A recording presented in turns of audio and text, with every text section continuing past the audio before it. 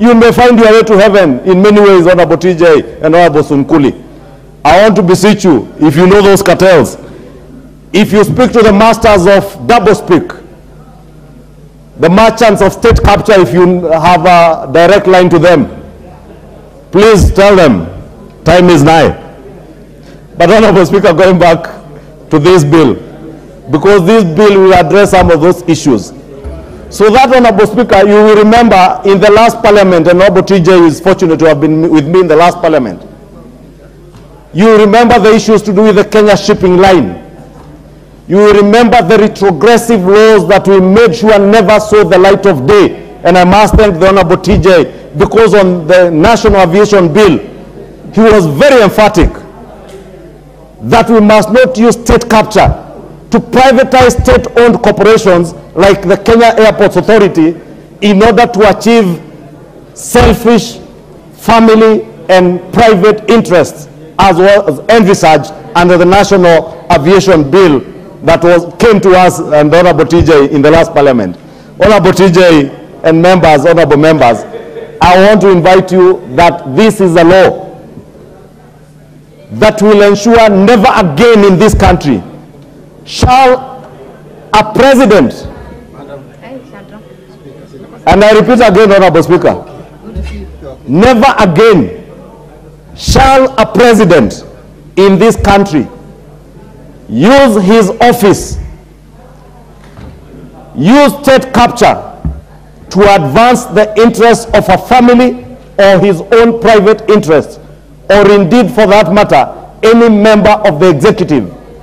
This House must take its place to ensure that we play our oversight role, to ensure that never again shall anybody in the executive use state capture to take over state-owned entities.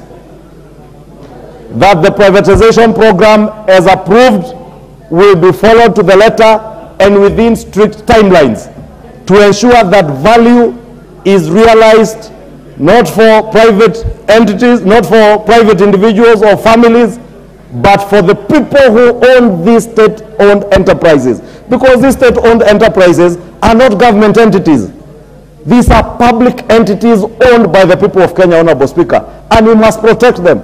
We must ensure that if they are to be sold, they are not sold for a song. The people of Webuye will tell you in Western Kenya, in Bungoma County, they will tell you what happened to Webuye paper mills. And it is the same cartels under state capture, Honorable Speaker, that utilize state capture in the pretext of privatization to take over Webuye paper mills.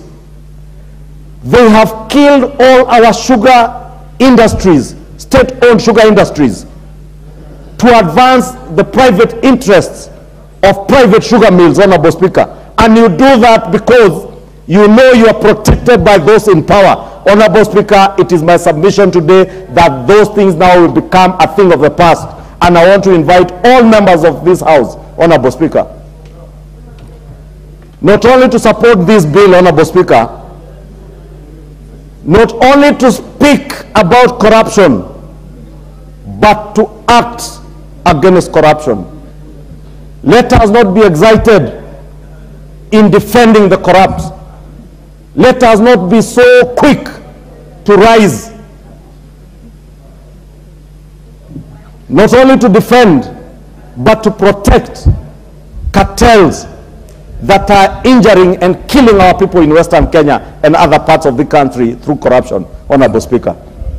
Honorable Speaker, I have said too much, probably more than I should have said, but this bill, Honorable Speaker, speaks volumes as to how we will ensure that we privatize our state-owned entities, derive maximum value for our people, enhance efficiency in the provision of services through these corporations, utilize private capital and private expertise in the running of state-owned enterprises, Honorable Speaker,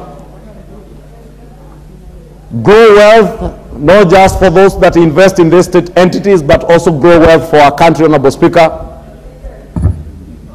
And more importantly, Honorable Speaker, ensure that the Kenyan people indeed enjoy the fruits of their labor, because it is their labor that has provided taxes that have been invested in these state-owned entities.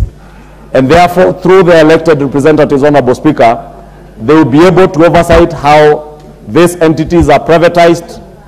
They will be able to oversight how the executive rolls out the programs in a time-bound program, as I said, in 5 years, as has been stipulated in the bill, with a possible extension of only 1 year, so that we never see what has happened over the last 15 years, that we had a program to privatize 26 state-owned enterprises, and 15 years down the line, we have only been able to actualize 1. I pray, Honorable Speaker, that this Parliament will midwife a new legal framework